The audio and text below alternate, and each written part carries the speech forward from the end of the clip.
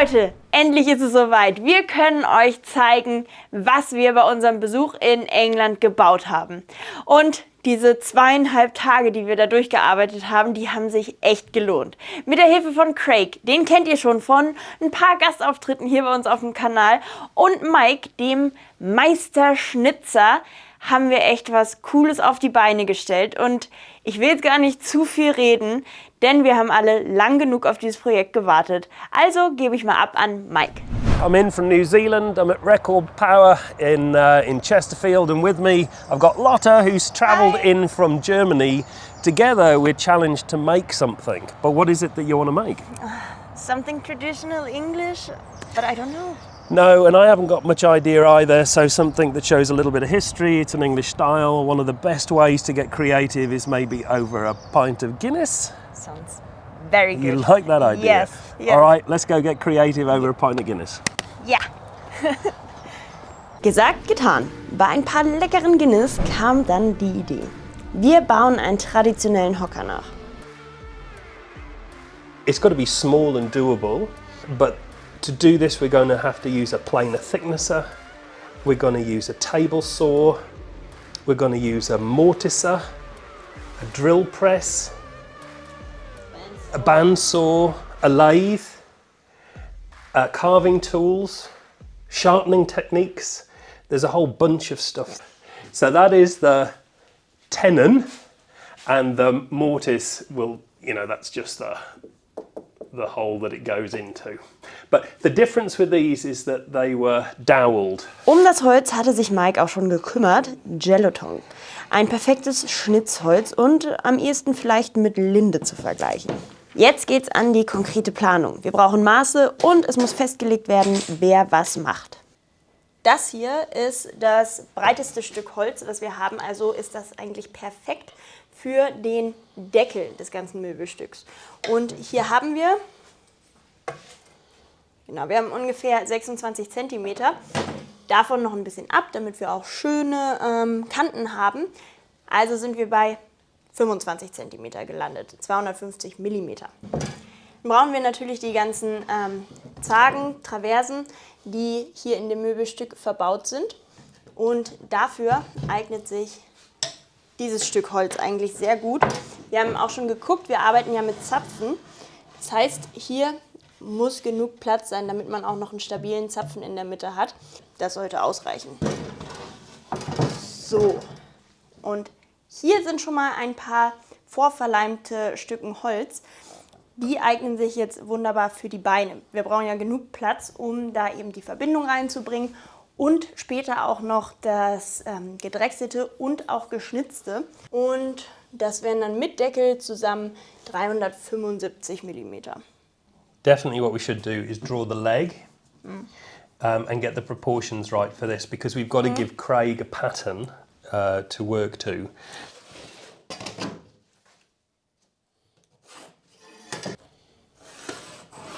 The twist is coming in this way and that way. So they're coming together. Yeah, I think that'll be fine.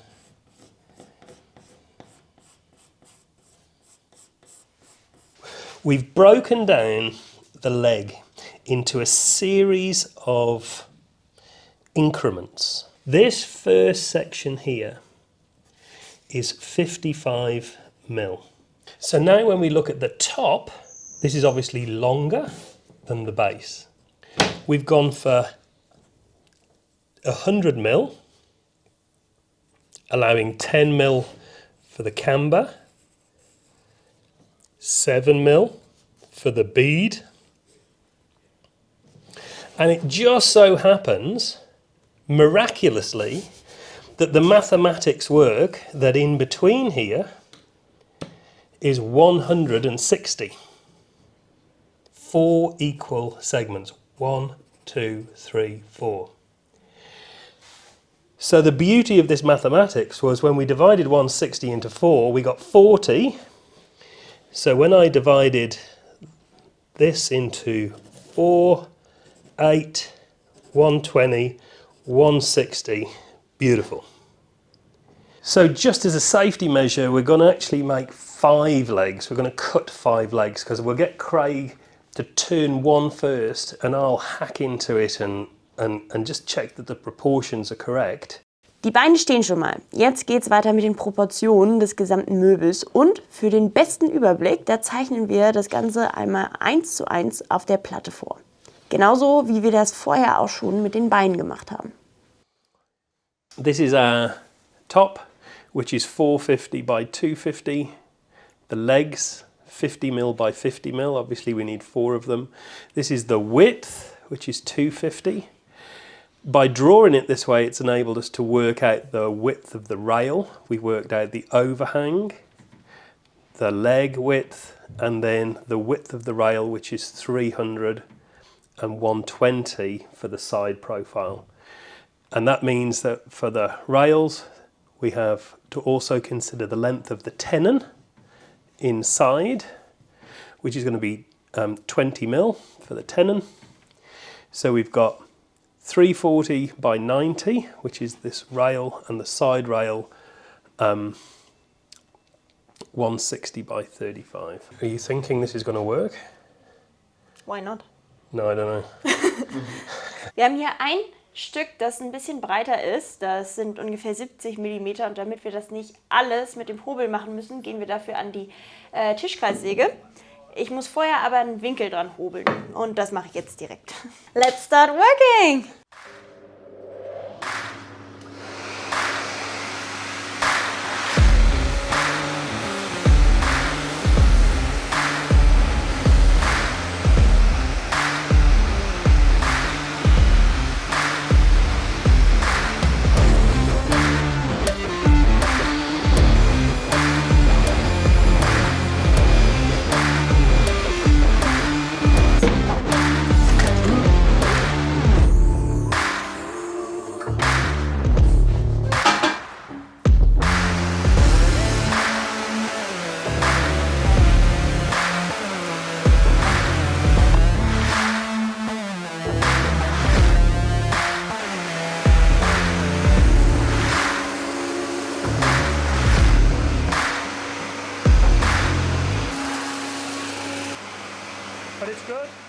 So the finish off this machine is really good. It's excellent.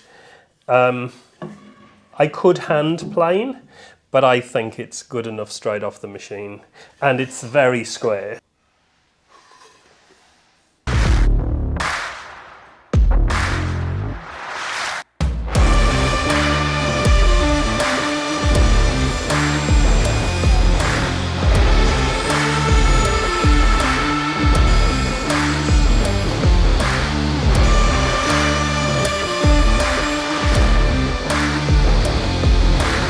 Unser Material ist jetzt vorbereitet, alles ist ausgehobelt und abgelenkt, also gebe ich jetzt mal ab zu Mike, der sich gerade mit den Probebeinen beschäftigt, um zu schauen, ob auch wirklich alles passt, so wie wir uns das vorgestellt haben.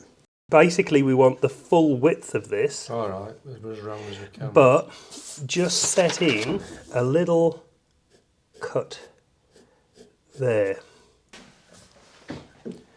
And they've all got to be spot on. All of them. Perfect. Lotta and I will now start preparing the rails, the top and the bottom rails, and the top of the table.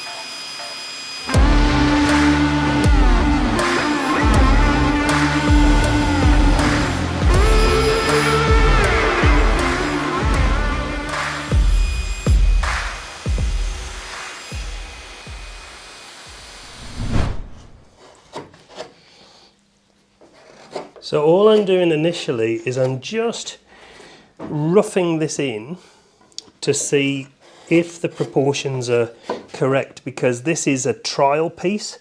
We've tried at this end to get the bead right. This was a mistake. This is the correct version. So as a test piece, we're just working to see how we get the proportions correct. Here, we're trying to reduce the thickness so it's equal, equal, equal.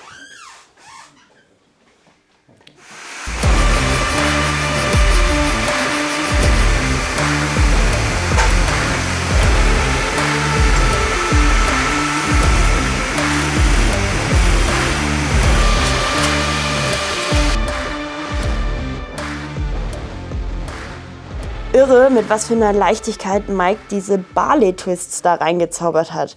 Gut für uns, dass auch alles so passt, wie wir uns das vorgestellt haben. Also kann Craig jetzt fleißig drechseln. Und Mike macht sich schon mal an die Tischplatte. Die braucht ein schönes Profil.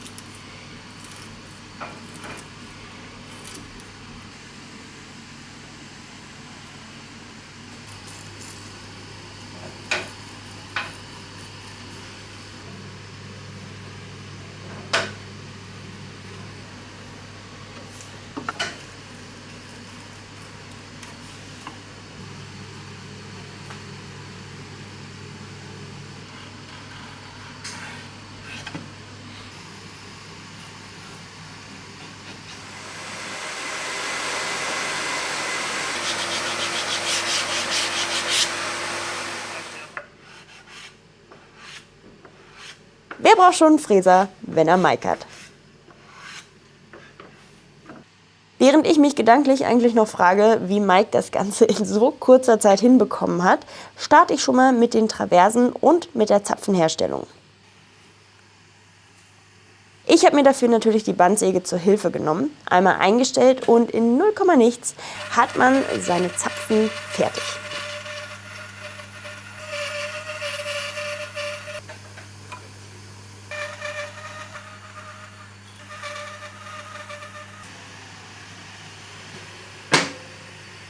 I left a little bit of wood just to clean it up by hand, so it's a nice and clean edge. Now we have our legs. They are longer than they should be in the end, but they will go to Craig now, so it's turning time.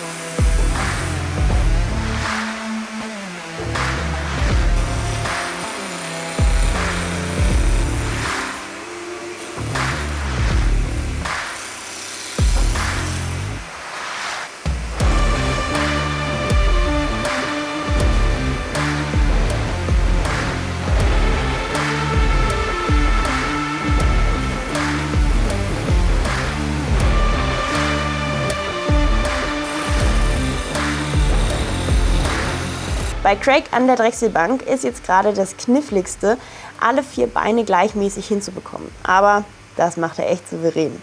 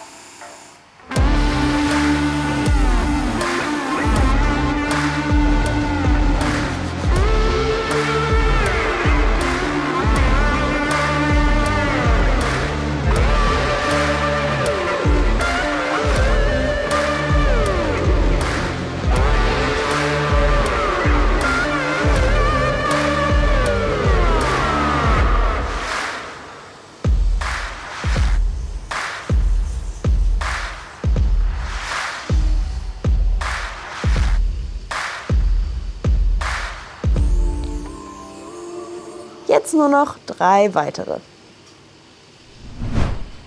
Bei Mike geht es jetzt ans Schnitzen und dafür muss auch erstmal alles an einem Probestück vorgezeichnet werden. I think this will sort of come down here like that.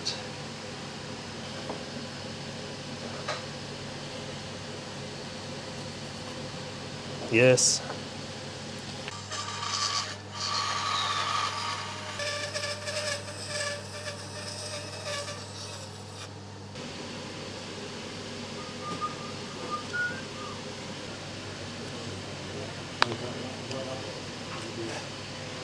So this was the practice piece, just to make sure I got the proportions right, because I know this is 120. So I practiced with 120 each one of these divisions to here, to here, to here is 120. There are 1, 2, 3, 4. 1, 2, 3, 4. So 120 divided by 4, each one is 30. 30 from here to here, here to here. So just dividing that decoration up and then seeing what it looks like, and now committing to the actual piece. If I mess that up, Lotta has to make another one. Sorry. Okay, so we've got our rails marked out, the front rails and the side rails. So now it really is just time to start hacking in, and I think we have maybe an hour and something for me to knock this out. So once I select the right tool, then I will work my way down the entire length.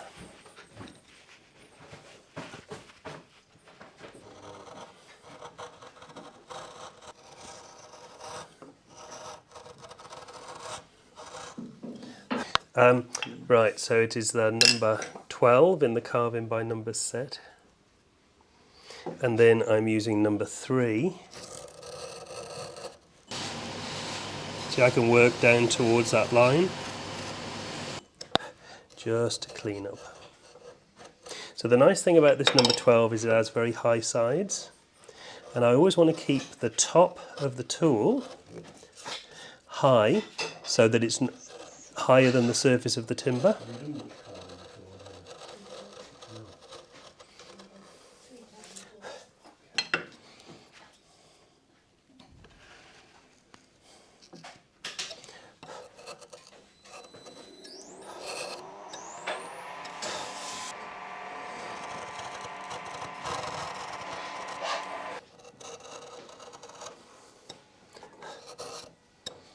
You've got to have sharp tools, and to have things marked out accurately, because whatever you're carving is only going to be a reflection of what you've actually marked out on the timber.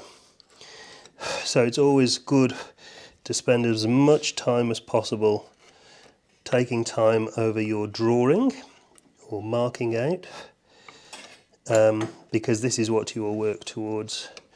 Your carving is likely to, it's not always dead on to your drawing. So if your drawing is out, your carving is really going to be. So sharp tools, accurate marking out, good techniques.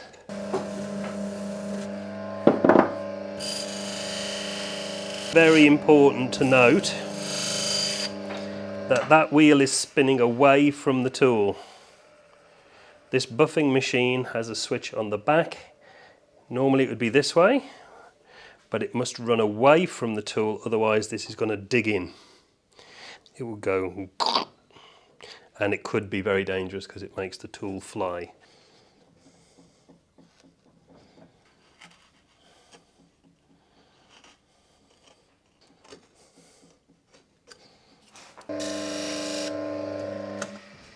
Right, so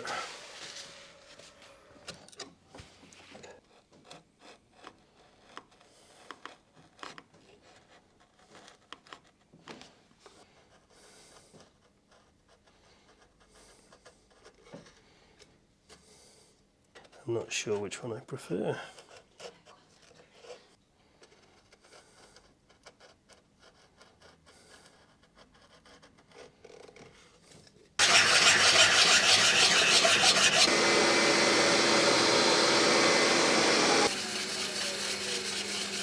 So now this needs cleaning up. All I've done is removed all of the pencil marks, and now I can see the clean lines, so I can just tidy things up a little bit. Here's an example. If I show you here, it's a little wavy, so now is just an opportunity to clean these lines up a little bit. But I also need to be mindful that this is very rustic carving, and it is not perfect. So to keep this style, it is okay not to have perfect lines. The one thing that I do want to avoid though is having little loose chips, which makes things look scruffy.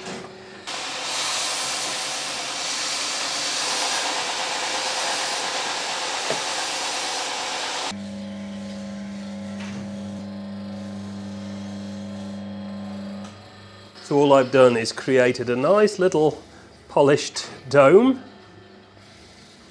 that I'm now going to put in this old record hand drill, which was recently found. It was given to me by a family friend who works in a steam museum, and it was in a steam museum. But the reason I'm going to use this, is because it's going to give a nice polished little hole.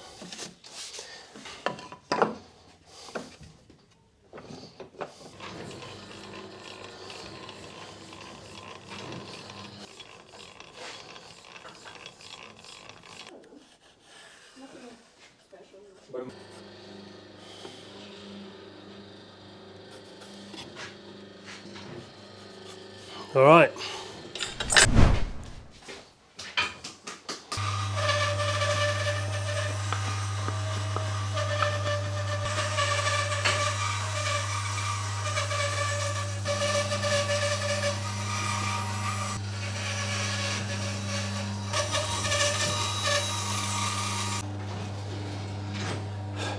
So Craig has cut these very nicely on the bandsaw, and now I'm just cleaning the surface really and getting rid of the bandsaw marks.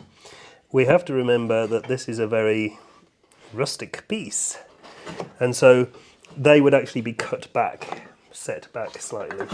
This line I set in with a marking gouge. With this, this is how I started it. And then, with a V-tool, ta-da, I just very gently took a very fine little shaving along the way. The little scallopy things. So I'm gonna do one here. We'll just set in a line.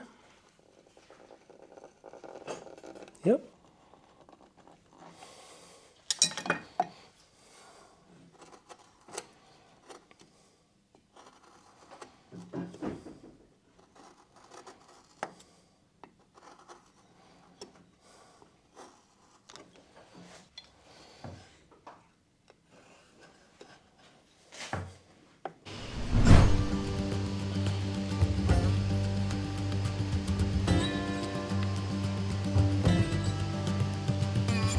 Ja, und falls ihr euch gefragt habt, was ich in der Zeit so getrieben habe, ich bin dabei, die Zapfenlöcher herzustellen. Das bedeutet auch erstmal wieder alles ordentlich anreißen an allen 4 Beinen. Das hat ganz schön viel Zeit in Anspruch genommen.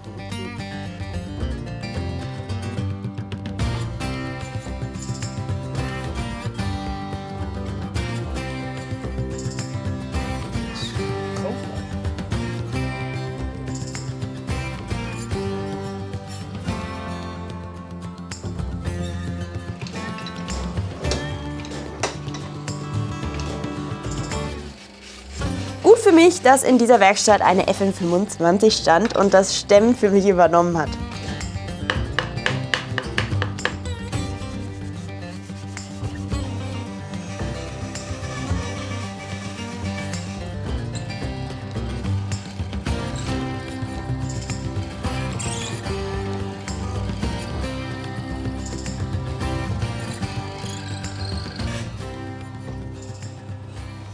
fertig gedrechselten und gestemmten Beine sind jetzt rübergewandert zu Mike, damit er da die Bali Twists, also die gedrehten Spiralen, schnitzen kann. I am going to make 4 equal divisions.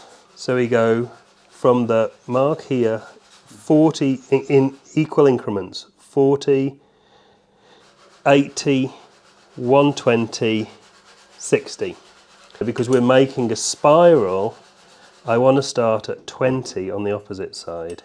So here I started at 20, yes? And now it's 40, 80, 120. There, okay, so I've just got the right angle.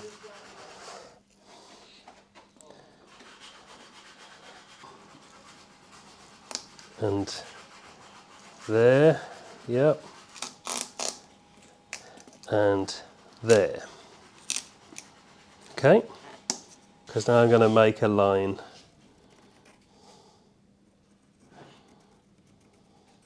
So we don't need the masking tape anymore. So the beauty of this lathe is it has an indexing facility that allows me to lock it. If you don't have a lathe at home, then we could mount it on a workbench like this to do the same thing, because you can still rotate it. Or if you don't have a workbench, but you have a sash clamp, well, you can mount that to a table and use it. It's like a long clamp. So I've got a U shape, it's number 12. And I'm going to hold it in the fist position, or pinch position, actually. And I'm going to create a series of channels, but it's going to be as deep as this.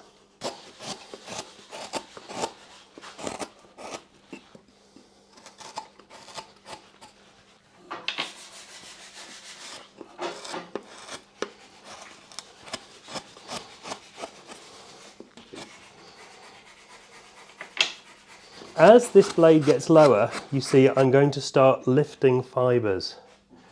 It's because it's too deep for the tool. So I would have to either make the channel wider so that that doesn't start lifting the fibres. But we also have a little hack. So this is just a bar and some coarse sandpaper. And that bar fits nicely inside there. So now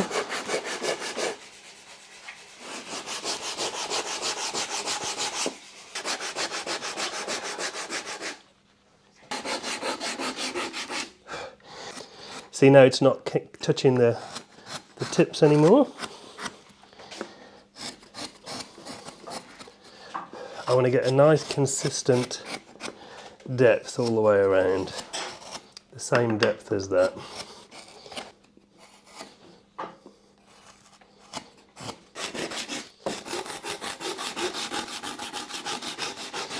So really, and once this is complete and I've got an even depth, yeah, that's what we're looking for. And so I just want to get that consistent right the way around, and then I'll start rounding them over.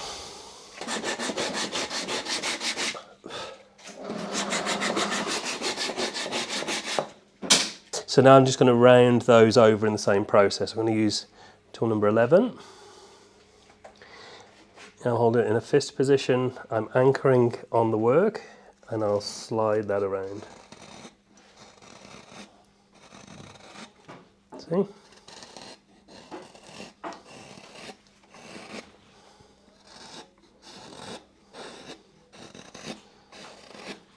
Now that works nice that way.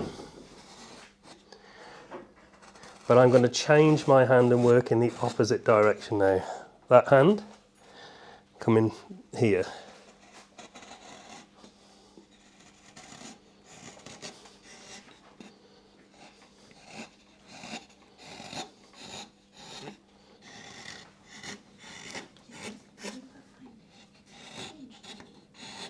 Okay, so this is roughed in.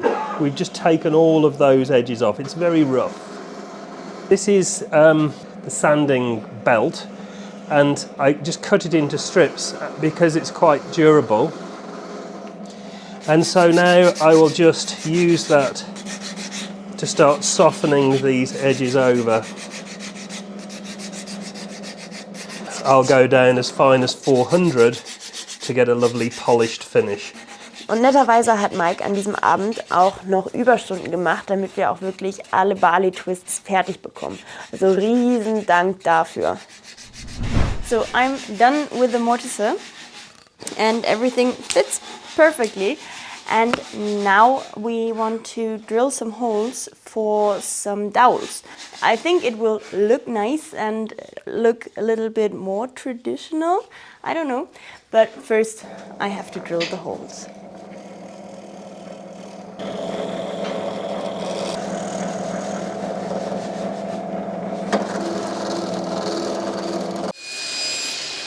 Und jetzt können auch die Beine auf Endmaß gesägt werden.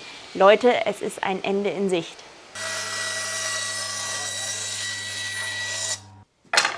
These are our dowels. I said before that we are going to make them by ourselves.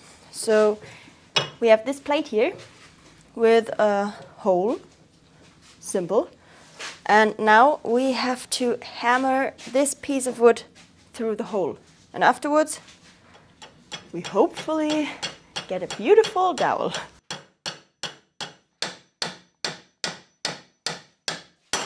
It's not perfect, but it is traditional, so that's fine. We are now going to assemble the whole thing. We have 1.5 hours. 1.5 hours, not only to assemble it, but to apply the finish too. Yes. Polished, finished, Yes. hour and a half. Yes. Let's go. Yes. Please There you still go, do yeah. it. Otter. Come on. Yeah. Well, we have 10 minutes for this bit. 10 minutes and then 15 minutes to distress and sand, and then 45 minutes to polish. I think the gluing and assembly part is always stressful, yeah. Yes. Ich muss jetzt auch echt mal sagen, dass mir das Arbeiten mega viel Spaß gemacht hat. Jeder hatte so seine Aufgaben in der jeweiligen Kernkompetenz, aber bei Problemen konnte man sich super einmal austauschen und allgemein auch zwischendurch einfach mal ein bisschen quatschen. Das war echt mega cool. He was known all over the world because he would produce traditionally oak furniture. So do you want to do the mortise and I'll do the tenons? Yeah.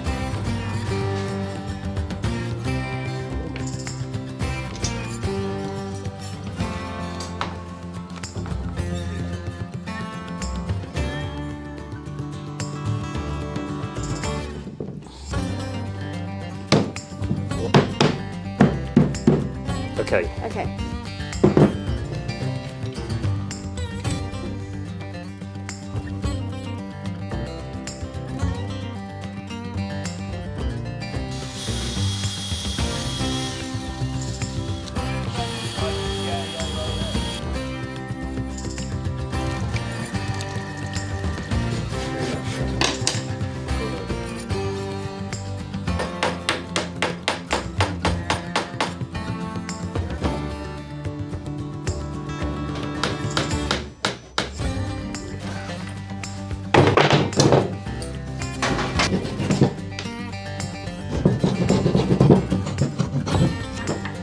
So I'm just lifting it so that it is slightly raised.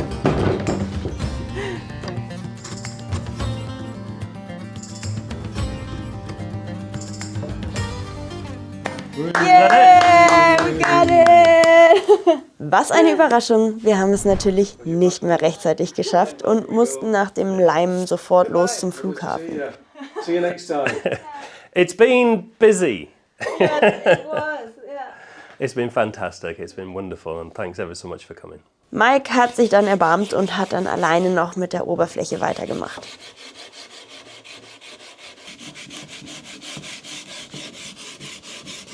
So, all right. So now is the distressing time, the time where we begin to add all of that age and interesting detail. It is important though to make sure that it is completely clean before you do that. You might think, oh well, what's the point in getting it sanded nice and clean when you're only going to beat it up? But it's because with the dents and scratches that we make, we're then just going to burnish the highlights off. You wouldn't want to go sanding through all of that because you're going to sand it out again. So we have our bag of spanners and bits and bobs, and now I'm just going to just patinate the surface. Craig's got me some. Unfortunately, we've got a hole in the bag, so all of my nuts and bolts are falling out. But let's see if I can avoid having that fall out.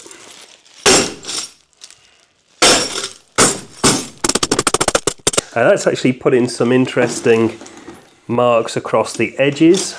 I'm just going to burnish the edge of this over in places, sort of round off some of these edges.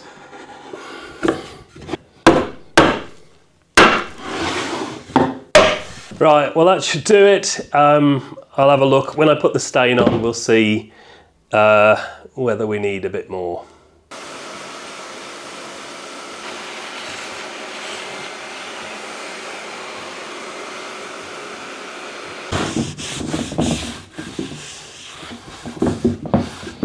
This is the dark Jacobean oak stain.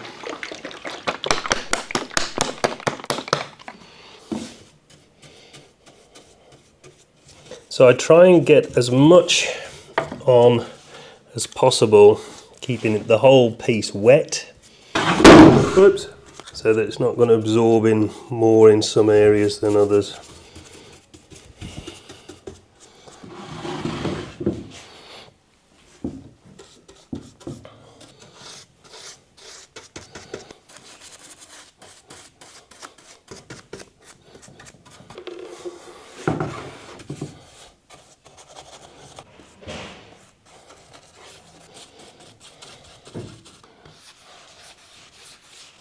So now what I can see is all of the little areas where we've missed cleaning the glue off because it won't allow the stain to penetrate.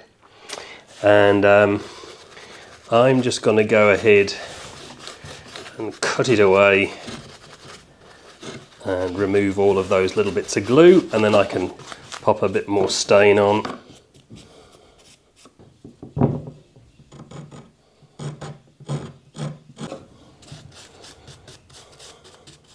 This is 4/0 wire wool, so 4/0 wire wool. And what I'm going to do now is just where we've got all the dark colour in the low lights, I just want to take some of that intenseness off the highlights so that we can then add a red colour. So then we'll have two tones of colour, a dark in the low lights and sort of red hue on the highlights. So you can see here on this leg how we're starting to see some highlights, and then the dark colour stays in the lower light areas.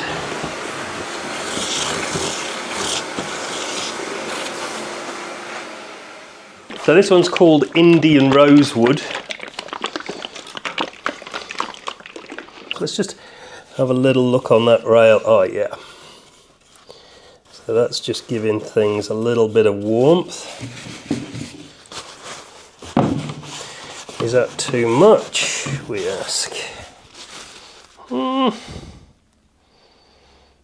No, I think that's quite nice.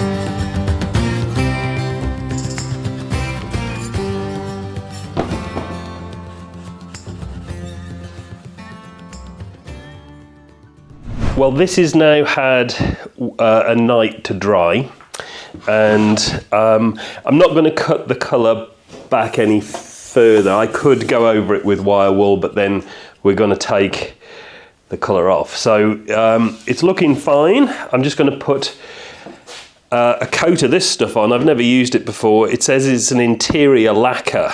The key thing here is it's very thin. So some sort of sanding sealer or lacquer.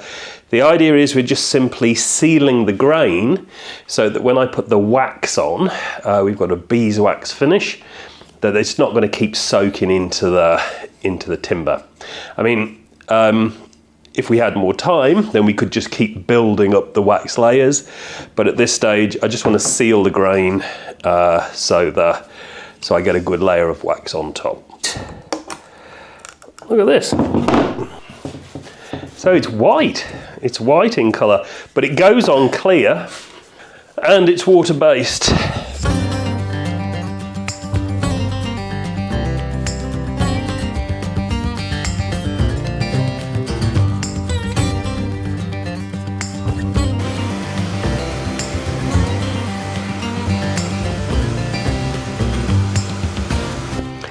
Alright, so I've used the wire wool to denib the surface, and now it's time to apply the wax. The best way to do it is with a firm brush. This is just a paint brush, and I've just cut the bristles off to make it a little bit more firm. I'm going to apply the paste wax and then rub it off with a soft cloth.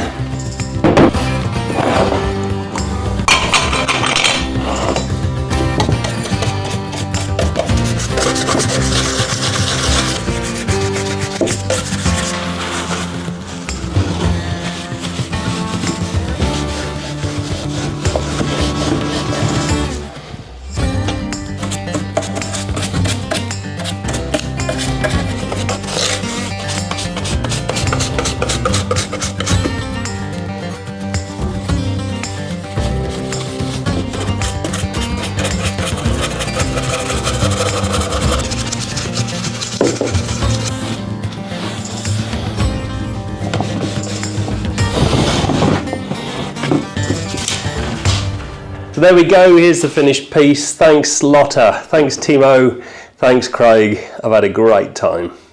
Cheers.